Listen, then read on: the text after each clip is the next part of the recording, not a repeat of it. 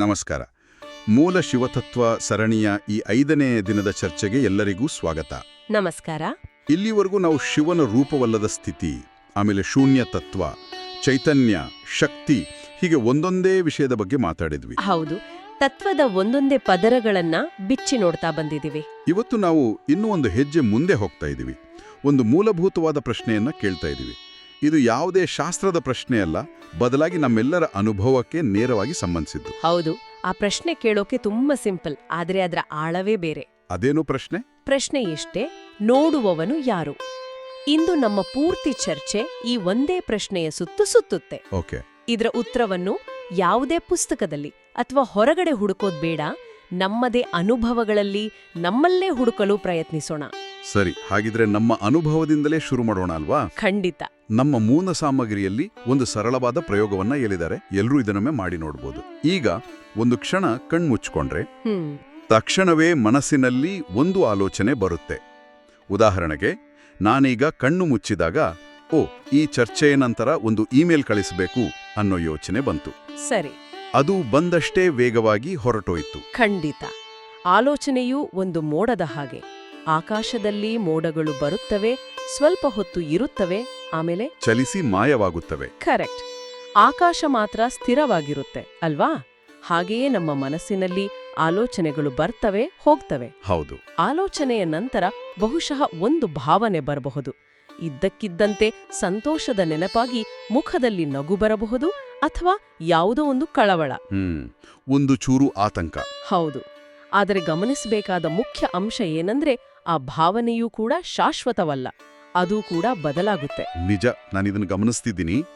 ಆ ಇಮೇಲ್ ಬಗ್ಗೆ ಯೋಚನೆ ಬಂದಾಗ ಒಂದು ಸಣ್ಣ ಒತ್ತಡದ ಭಾವನೆ ಬಂತು. ಆದ್ರೆ ಈಗ ನಿಮ್ಮ ಮಾತು ಕೇಳ್ತಾ ಇರುವಾಗ ಆ ಭಾವನೆ ಇಲ್ಲ.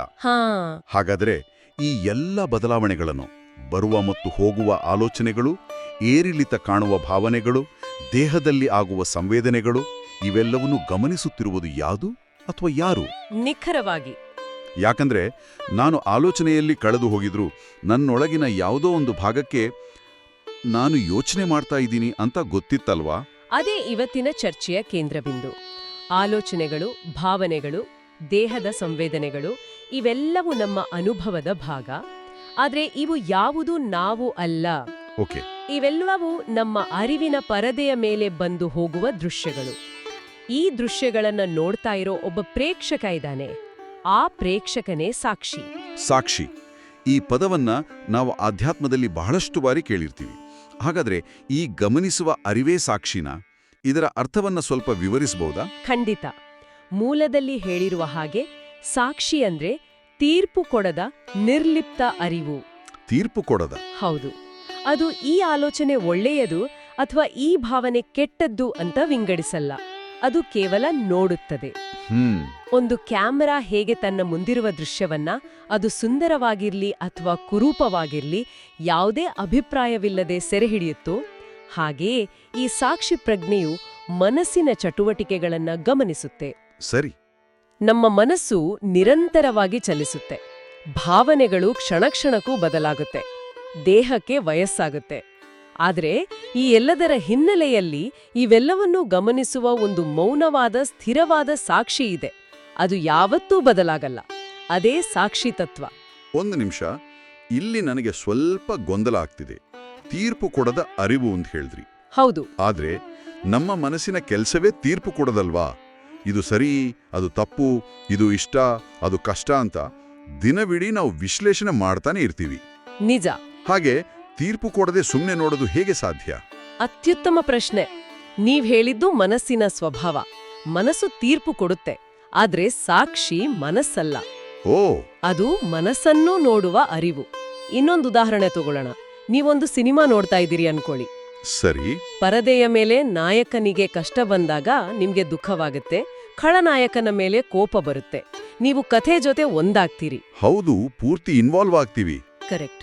ಆದ್ರೆ ಅದೇ ಸಮಯದಲ್ಲಿ ನಿಮ್ಮೊಳಗಿನ ಒಂದು ಭಾಗಕ್ಕೆ ಇದು ಕೇವಲ ಸಿನಿಮಾ, ಇದು ನಿಜವಲ್ಲ ಅನ್ನೋ ಅರಿವು ಇರುತ್ತೆ. ಹೌದು, ಇದ್ದೇ ಇರುತ್ತೆ. ಆ ಅರಿವು ಕಥೆಯಲ್ಲಿ ಭಾಗಿಯಾಗಲ್ಲ, ಅದು ಕೇವಲ ಪ್ರೇಕ್ಷಕ. ಅದೇ ರೀತಿ ನಮ್ಮ ಜೀವನದ ಸಿನಿಮಾದಲ್ಲಿ ಮನಸ್ಸು ಪಾತ್ರಧಾರಿಯಾದ್ರೆ ಸಾಕ್ಷಿಯು ಆ ಸಿನಿಮಾವನ್ನು ನೋಡ್ತಾ ಇರೋ ಪ್ರೇಕ್ಷಕ. ವಾವ್, ಈ ಉದಾಹರಣೆ ವಿಷಯವನ್ನ ತುಂಬಾ ಸ್ಪಷ್ಟಪಡಿಸ್ತು. ಅಂದ್ರೆ ನಮ್ಮ ವ್ಯಕ್ತಿತ್ವದ ಒಂದು ಭಾಗ ನಿರಂತರವಾಗಿ ಬದಲಾಗ್ತಿದ್ರೆ ಇನ್ನೊಂದು ಭಾಗ ಸಂಪೂರ್ಣವಾಗಿ ಸ್ಥಿರವಾಗಿದೆ. ನಿಖರವಾಗಿ. ನಾವು ಸಾಮಾನ್ಯವಾಗಿ ಬದಲಾಗುವ ಭಾಗದೊಂದಿಗೆ ಅಂದ್ರೆ ನಮ್ಮ ಮನಸ್ಸು, ನಮ್ಮ ಭಾವನೆಗಳೊಂದಿಗೆ ನಮ್ಮನ್ನ ಗುರುತಿಸ್ಕೊಳ್ತೀವಿ.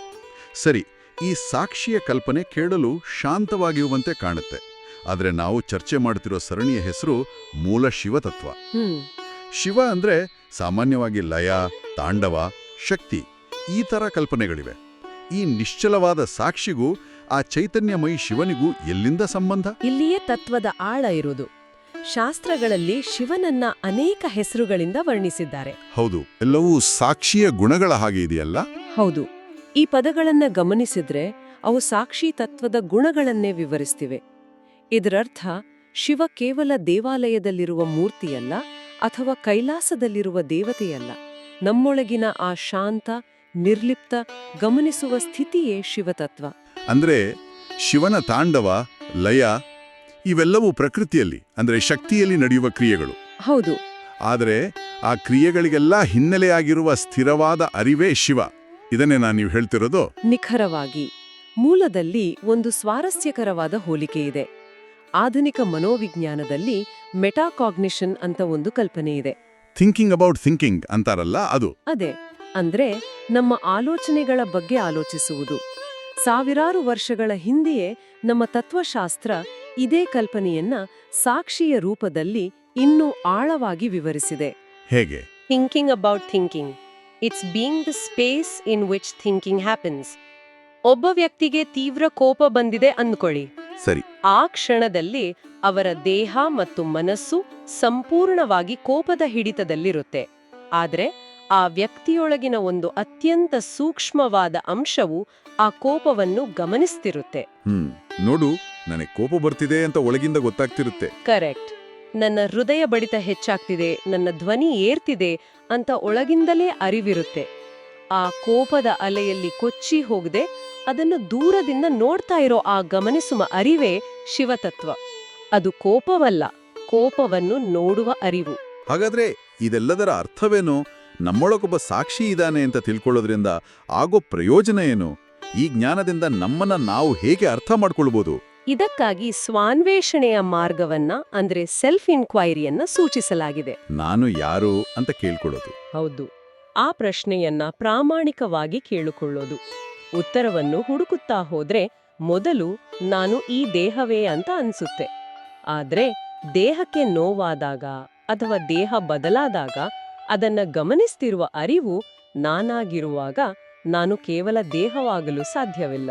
ಯಾಕಂದ್ರೆ ದೇಹ ಒಂದು ವಸ್ತು, ನಾನದನ್ನ ನೋಡುವವನು. ಎಕ್ಸಾಕ್ಟ್ಲಿ. ಸರಿ, ದೇಹ ನಾನಲ್ಲ ಅಂದಾದ್ಮೇಲೆ ಮುಂದಿಂದು ಮನಸ್ಸು. ನಾನು ಈ ಮನಸ್ಸೇ. ಪ್ರಾಮಾಣಿಕವಾಗಿ ಹೇಳ್ಬೇಕಂದ್ರೆ ನಾನು ಮನಸ್ಸಲ್ಲ ಅನ್ನೋದನ್ನು ಒಪ್ಕೊಳ್ಳೋದು ಬಹಳ ಕಷ್ಟ. ಹೌದು. My entire identity is build on my thoughts, my memories, my opinions. ಅದನ್ನ ಹೇಗೆ ಬೇರ್ಪಡಿಸಿ ನೋಡೋದು? ನಿಮ್ಮ ಪ್ರಶ್ನೆ ಬಹಳ ಸಹಜವಾದದ್ದು. ನಮ್ಮ ಇಡೀ ಜೀವನವೇ ಮನಸ್ಸಿನ ಮೂಲಕ ನಡೆಯುತ್ತೆ. ಆದ್ರೆ ಇದನ್ನು ಗಮನಿಸಿ, ಮನಸ್ಸಿನಲ್ಲಿ ಸಾವಿರಾರು ಆಲೋಚನೆಗಳು ಬರುತ್ತವೆ, ಹೋಗ್ತವೆ. ನಾನು ಆ ಆಲೋಚನೆಗಳನ್ನು, ಭಾವನೆಗಳನ್ನು ಗಮನಿಸ್ತಾ ಇದ್ದೀನಿ. ಹಾಗಾದ್ರೆ ನಾನು ಆ ಆಲೋಚನೆಗಳೇ ಆಗಿರಲು ಹೇಗೆ ಸಾಧ್ಯ? ಓಕೆ. ಆಲೋಚನೆಗಳು ನನ್ನಲ್ಲಿ ಮೂಡುವ ಅತಿಥಿಗಳು, ಆದರೆ ನಾನು ಮನೆಯ ಯಜಮಾನ. ಹಾಗಾಗಿ ನಾನು ಮನಸ್ಸು ಆಗಿರಲು ಸಾಧ್ಯವಿಲ್ಲ. ನನ್ನ ಕೈ, ನನ್ನ ಯೋಚನೆ ಅಂತ ಹೇಳ್ತೀವಿ, ನಾನೇ ಕೈ ಅಂತ ಹೇಳಲ್ಲ. ಅದೇ, ನನ್ನದು ಎನ್ನುವ ವಸ್ತು ನಾನು ಆಗಲು ಸಾಧ್ಯವಿಲ್ಲ. ಹಾಗಾದ್ರೆ ಅಂತಿಮವಾಗಿ ಉಳಿಯೋದೇನು? ದೇಹವು ನಾನಲ್ಲ, ಮನಸ್ಸು ನಾನಲ್ಲ, ನನ್ನ ಭಾವನೆಗಳು ನಾನಲ್ಲ ಅಂದಮೇಲೆ ನಾನು ಅನ್ನೋದು ಯಾರು? ಉಳಿಯೋದೇ ಆ ನೋಡುವವನು, ಆ ಸಾಕ್ಷಿ. ಯಾರು ನೋಡ್ತಾ ಇದ್ದಾರೋ ಅವರೇ ನಿಜವಾದ ನಾನು. ಇದು ಕೇವಲ ಬೌದ್ಧಿಕ ತಿಳುವಳಿಕೆಯಲ್ಲ. ಹೌದು, ನನ್ನೊಳಗೆ ಸಾಕ್ಷಿ ಇದೆ ಅಂತ ತಿಳುಕೊಳ್ಳೋದು ಬೇರೆ, ಆ ಸಾಕ್ಷಿ ಸ್ಥಿತಿಯಲ್ಲಿ ನೆಲೆ ನಿಲ್ಲೋದು ಬೇರೆ. ಇದು ಅನುಭವಕ್ಕೆ ಬರಬೇಕಾದ ಸತ್ಯ. ಸರಿ, ಈ ಸಾಕ್ಷಿ ತತ್ವ ಕೇಳಲು ಚೆನ್ನಾಗಿದೆ. ಆದರೆ ನಮ್ಮ ದೈನಂದಿನ ಜೀವನದಲ್ಲಿ, ಉದಾಹರಣೆಗೆ ಆಫೀಸ್ನಲ್ಲಿ ಒತ್ತಡ ಇದ್ದಾಗ ಅಥವಾ ಮನೆಯಲ್ಲಿ ಜಗಳವಾದಾಗ ನಾನು ಸಾಕ್ಷಿ ಅಂದುಕೊಂಡು ಸುಮ್ಮನೆ ಕೂರಲು ಸಾಧ್ಯವೇ? ಇದು ಜವಾಬ್ದಾರಿಯಿಂದ ತಪ್ಪಿಸಿಕೊಳ್ಳುವ ಮಾರ್ಗದಂತೆ ಕಾಣಲ್ವಾ? ಇದು ಬಹಳ ಮುಖ್ಯವಾದ ಪ್ರಶ್ನೆ. ಸಾಕ್ಷಿಯಾಗಿರೋದು ಅಂದ್ರೆ ನಿಷ್ಕ್ರಿಯರಾಗೋದು ಅಥವಾ ಜವಾಬ್ದಾರಿಯಿಂದ ತಪ್ಪಿಸ್ಕೊಳ್ಳೋದು ಅಂತ ಖಂಡಿತ ಅಲ್ಲ. ಹಾಗಾದ್ರೆ ವಾಸ್ತವವಾಗಿ ಸಾಕ್ಷಿ ಪ್ರಜ್ಞೆಯು ನಮ್ಮನ್ನ ಹೆಚ್ಚು ಪರಿಣಾಮಕಾರಿಯಾಗಿ ಮಾಡುತ್ತೆ. ಹೇಗೆ ಅಂದ್ರೆ, ನೀವು ಕೋಪದಲ್ಲಿರುವಾಗ ಒಂದು ನಿರ್ಧಾರ ತಗೊಂಡ್ರೆ ಅದು ತಪ್ಪಾಗೋ ಸಾಧ್ಯತೆ ಹೆಚ್ಚು. ಹೌದು, ನಿಜ. ಅದೇ ನೀವು ಕೋಪವನ್ನ ಗಮನಿಸ್ತಾ ಅದರಿಂದ ಒಂದು ಹೆಜ್ಜೆ ದೂರ ನಿಂತು ಶಾಂತವಾದ ಅರಿವಿನಿಂದ ನಿರ್ಧಾರ ತಗೊಂಡ್ರೆ ಅದು ಹೆಚ್ಚು ಸರಿಯಾಗಿರುತ್ತೆ. ಓಕೆ. ಸಾಕ್ಷಿಯಾಗಿರೋದು ಅಂದ್ರೆ ಕ್ರಿಯೆ ಮಾಡೋದನ್ನ ನಿಲ್ಲಿಸೋದಲ್ಲ, ಬದಲಾಗಿ ಭಾವನೆಗಳ ರಭಸಕ್ಕೆ ಸಿಲುಕಿ ಪ್ರತಿಕ್ರಿಯೆ ಅಂದ್ರೆ ರಿಯಾಕ್ಷನ್ ನೀಡು ಬದಲು ಅರಿವಿನಿಂದ ಕ್ರಿಯೆ ಅಂದ್ರೆ ಆಕ್ಷನ್ ಮಾಡೋದು. ಓಕೆ, ಇದು ಸ್ಪಷ್ಟವಾಯ್ತು. ಅಂದ್ರೆ ಭಾವನೆಗಳ ಗುಲಾಮರಾಗೋ ಬದಲು ಅವುಗಳ ಯಜಮಾನರಾಗೋದು. ಕರೆಕ್ಟ್. ಈ ಸಾಕ್ಷಿ ಪ್ರಜ್ಞೆಯನ್ನ ಜಾಗೃತಗೊಳಿಸಲು ಏನಾದ್ರೂ ವಿಶೇಷ ಸಮಯ ಅಥವಾ ಸಂದರ್ಭ ಇದೆಯಾ? ಉದಾಹರಣೆಗೆ, ನಾವು ಆಚರಿಸೋ ಮಹಾಶಿವರಾತ್ರಿ ಹಬ್ಬಕ್ಕೂ ಈ ಸಾಕ್ಷಿ ತತ್ವಕ್ಕೂ ಏನಾದ್ರೂ ಆಳವಾದ ಸಂಬಂಧ ಇದೆಯಾ? ಅತ್ಯುತ್ತಮ ಪ್ರಶ್ನೆ. ಮೂಲದಲ್ಲಿ ಇದನ್ನ ಸ್ಪಷ್ಟವಾಗಿ ಜೋಡಿಸಿದ್ದಾರೆ. ಮಹಾಶಿವರಾತ್ರಿ ಅಂದ್ರೆ ಸಾಮಾನ್ಯವಾಗಿ ಜಾಗರಣೆ ಅಂತ ತಿಳ್ಕೊಳ್ತೀವಿ. ಹೌದು, ರಾತ್ರಿ ಇಡೀ ಎಚ್ಚರಗಿರೋದು. ಹೌದು. ಜನರು ಶಿವನ ದೇವಸ್ಥಾನಗಳಿಗೆ ಹೋಗ್ತಾರೆ, ಭಜನೆ ಮಾಡ್ತಾರೆ, ಉಪವಾಸ ಮಾಡ್ತಾರೆ. ಆದ್ರೆ ಅದರ ಆಂತರಿಕ ಅರ್ಥ ಅದಕ್ಕಿಂತಲೂ ಆಳವಾದದ್ದು. ಅದು ಕೇವಲ ದೈಹಿಕ ಜಾಗರಣೆ ಅಲ್ಲ, ಅದು ಸಾಕ್ಷಿ ಜಾಗರಣೆ. ಸಾಕ್ಷಿ ಜಾಗರಣೆ, ಇದು ಕೇಳಲು ಬಹಳ ಶಕ್ತಿಯುಕ್ತವಾಗಿದೆ. ಅಂದ್ರೆ ನಮ್ಮೊಳಗಿನ ಸಾಕ್ಷಿ ಪ್ರಜ್ಞೆಯನ್ನು ಜಾಗೃತಗೊಳಿಸುವುದಾ? ಹೌದು, ಆ ಗಮನಿಸುವ ಅರಿವನ್ನು ಜಾಗೃತಗೊಳಿಸುವುದು. ಹಾಗಾದ್ರೆ ಆ ರಾತ್ರಿಯ ವಿಶೇಷತೆಯೇನು? ಕೇವಲ ಎಚ್ಚರವಾಗಿರೋದ್ರಿಂದ ಈ ಜಾಗೃತಿ ಹೇಗೆ ಸಾಧ್ಯವಾಗುತ್ತೆ? ಮಹಾಶಿವರಾತ್ರಿಯ ರಾತ್ರಿ, ಅದರಲ್ಲೂ ವಿಶೇಷವಾಗಿ ಮಧ್ಯರಾತ್ರಿಯ ಸಮಯ ಇದೆಯಲ್ಲ, ಅದು ಬಹಳ ನಿಶ್ಶಬ್ದವಾಗಿರುತ್ತೆ. ಹೊರಗಿನ ಪ್ರಪಂಚದ ಗದ್ದಲ ಕಡಿಮೆಯಾದಾಗ ನಮ್ಮೊಳಗಿನ ಗದ್ದಲ ಸ್ಪಷ್ಟವಾಗಿ ಕೇಳಿಸಲು ಶುರುವಾಗುತ್ತೆ. ಆ ನಿಶ್ಶಬ್ದ ವಾತಾವರಣ ನಮ್ಮ ಗಮನವನ್ನ ಹೊರಗಿನಿಂದ ಒಳಗೆ ಸೆಳೆಯಲು ಸಹಾಯ ಮಾಡುತ್ತೆ. ಓಕೆ. ಜಾಗರಣೆ ಅಂದ್ರೆ ಕಣ್ಣು ಬಿಟ್ಕೊಂಡು ಕೂರೋದಲ್ಲ, ಬದಲಾಗಿ ಮನಸ್ಸಿನ ಚಟುವಟಿಕೆಗಳ ಬಗ್ಗೆ ಎಚ್ಚರವಾಗಿರೋದು. ಅಂದು ರಾತ್ರಿ ನಾವು ನಮ್ಮ ಆಲೋಚನೆಗಳನ್ನ, ಭಾವನೆಗಳನ್ನ ಹೆಚ್ಚು ಎಚ್ಚರದಿಂದ ಗಮನಿಸಬೇಕು. ಅಂದ್ರೆ ಆಲೋಚನೆಗಳಿಲ್ಲದ ಸ್ಥಿತಿಯನ್ನ ತಲುಪುವುದಿದ್ರ ಉದ್ದೇಶನ ಇಷ್ಟವಾಗುತ್ತೆ.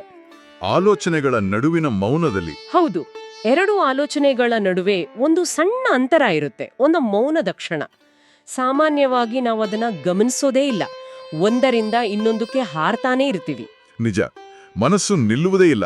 ಆ ಅಂತರದ ಬಗ್ಗೆ ನಾವು ಜಾಗೃತರಾದಾಗ ಆ ಮೌನದ ಕ್ಷಣದಲ್ಲಿ ಶಿವನಿರುವಿಕೆಯನ್ನ, ಆ ಸಾಕ್ಷಿ ಸ್ಥಿತಿಯನ್ನ ಅನುಭವಿಸಬಹುದು ಅಂತ ಮೂಲದಲ್ಲಿ ಹೇಳಲಾಗಿದೆ. ಮಹಾಶಿವರಾತ್ರಿಯ ರಾತ್ರಿಯ ನಿಶ್ಶಬ್ದವು ಈ ಆಂತರಿಕ ಮೌನವನ್ನು ಅನುಭವಿಸಲು ಪೂರಕವಾಗಿರುತ್ತೆ. ಹಾಗಾದ್ರೆ ಇಂದಿನ ಈ ಸುದೀರ್ಘ ಚರ್ಚೆಯ ಸಾರಾಂಶ ಅಂದ್ರೆ ನಮ್ಮೆಲ್ಲರೊಳಗೆ ಬದಲಾಗುತ್ತಿರುವ ಮನಸ್ಸು, ದೇಹ, ಭಾವನೆಗಳು ಇವೆಲ್ಲವನ್ನೂ ಗಮನಿಸುವ ಒಂದು ಶಾಶ್ವತವಾದ ಬದಲಾಗದ ಸಾಕ್ಷಿ ಇದೆ. ಹೌದು. ಮತ್ತು ಆ ಸಾಕ್ಷಿ ಸ್ಥಿತಿಯೇ ಶಿವತತ್ವ. ಅದು ನಮ್ಮ ನಿಜವಾದ ಸ್ವರೂಪ. ಹೌದು. ಮತ್ತು ಇದನ್ನ ಕೇವಲ ತಿಳಿದುಕೊಳ್ಳುವುದು ಅಷ್ಟೇ ಅಲ್ಲ, ಅನುಭವಿಸಲು ಒಂದು ಸರಳವಾದ ಅಭ್ಯಾಸವನ್ನ ನಮ್ಮ ಮೂಲ ಸಾಮಗ್ರಿಯಲ್ಲಿ ಕೊಟ್ಟಿದ್ದಾರೆ. ಓ, ಹಾಗ? ಹೌದು, ಎಲ್ಲರೂ ಇದನ್ನ ಪ್ರಯತ್ನಿಸಬಹುದು. ಕೇವಲ 5 ನಿಮಿಷಗಳ ಕಾಲ ಶಾಂತವಾಗಿ ಕುಳಿತು ಕಣ್ಣು ಮುಚ್ಚಿ ನಿಮ್ಮೊಳಗೆ ಬರುವ ಮತ್ತು ಹೋಗುವ ಆಲೋಚನೆಗಳನ್ನು, ಭಾವನೆಗಳನ್ನು ನಿಲ್ಲಿಸಲು ಪ್ರಯತ್ನಿಸದೆ, ಅವುಗಳ ಜೊತೆ ಹೋರಾಡದೆ. ಕರೆಕ್ಟ್, ಹೋರಾಡದೆ ಕೇವಲ ಒಬ್ಬ ಸಾಕ್ಷಿಯಾಗಿ ಗಮನಿಸುವುದು. ನದಿಯ ದಡದಲ್ಲಿ ಕುಳಿತು ನೀರು ಹರಿದು ಹೋಗುವುದನ್ನ ನೋಡಿದ ಹಾಗೆ, ಅಥವಾ ಆಕಾಶದಲ್ಲಿ ಮೋಡಗಳು ಚಲಿಸುವುದನ್ನ ನೋಡಿದ ಹಾಗೆ. ಆ ಕ್ಷಣದ ಬಗ್ಗೆ, ಆ ಅನುಭವದ ಬಗ್ಗೆ ಒಂದು ಅತ್ಯಂತ ಶಕ್ತಿಯುತವಾದ ಮಾತು ಅದರಲ್ಲಿತ್ತು. ಅದು ನಿಜಕ್ಕೂ ಈ ಚರ್ಚೆಯ ತೀರಳನ್ನು ಹಿಡಿದಿಡುತ್ತೆ. ಹೌದು, ಆ ಮಾತು ಹೀಗಿದೆ: ಆ ಕ್ಷಣದಲ್ಲಿ ನೀವು ಶಿವನನ್ನು ಹುಡುಕುವುದಿಲ್ಲ, ನೀವು ಶಿವನೇ ಆಗುತ್ತೀರಿ. ವಾವ್! ಯಾಕೆಂದ್ರೆ ಹುಡುಕುವವನು ಮನಸ್ಸು, ಆದರೆ ನೀವು ಸಾಕ್ಷಿ ಸ್ಥಿತಿಗೆ ತಲುಪಿದಾಗ ಮನಸ್ಸಿನ ಆಚೆ ಹೋಗ್ತೀರಿ. ಅಲ್ಲಿ ಹುಡುಕಾಟ ಮುಗಿದು ಕೇವಲ ಇರುವಿಕೆ ಮಾತ್ರ ಉಳಿಯುತ್ತೆ. ಮನಸ್ಸು ಕಳೆದು ಹೋದಾಗ ಉಳಿಯುವುದೇ ಶಿವ. ಇದು ಈ ದಿನದ ಚರ್ಚೆಯ ಅಂತಿಮ ಸಂದೇಶ. ಆಲೋಚನಾ ಪರಧ್ವನಿ. ಈ ಚರ್ಚೆಯು ಒಂದು ಆಳವಾದ ಪ್ರಶ್ನೆಯನ್ನು ಮನಸ್ಸಿನಲ್ಲಿ ಮೂಡಿಸುತ್ತೆ. ಗಮನಿಸುವನೇ ನಿಜವಾದ ನಾನು ಎಂದಾದರೆ, ಆ ಶಾಂತವಾದ, ನಿರ್ಲಿಪ್ತವಾದ ಸಾಕ್ಷಿಯ ದೃಷ್ಟಿಕೋನದಿಂದ ನೋಡಿದಾಗ ನಮ್ಮ ದೈನಂದಿನ ಸಮಸ್ಯೆಗಳು, ನಮ್ಮ ಚಿಂತೆಗಳು ಮತ್ತು ನಾವು ಅತಿಯಾಗಿ ಅಂಟಿಕೊಂಡಿರುವ ನಮ್ಮ ಗುರುತುಗಳು, ನಮ್ಮ ಹೆಸರು, ನಮ್ಮ ವೃತ್ತಿ, ನಮ್ಮ ಸಂಬಂಧಗಳು, ಹೌದು, ಇವೆಲ್ಲವೂ ಹೇಗೆ ಕಾಣಬಹುದು? ಬಹುಶಃ ಅವುಗಳ ಭಾರ ಕಡಿಮೆಯಾಗಬಹುದೇನೋ. ಬಹುಶಃ ಜೀವನವನ್ನು ಒಂದು ಆಟದಂತೆ ನೋಡುವ ದೃಷ್ಟಿ ಸಿಗಬಹುದೇನೋ. ಖಂಡಿತ. ಇದನ್ನ ಆಲೋಚಿಸ್ತಾ ಇಂದಿನ ಚರ್ಚೆಯನ್ನು ಮುಗಿಸೋಣ.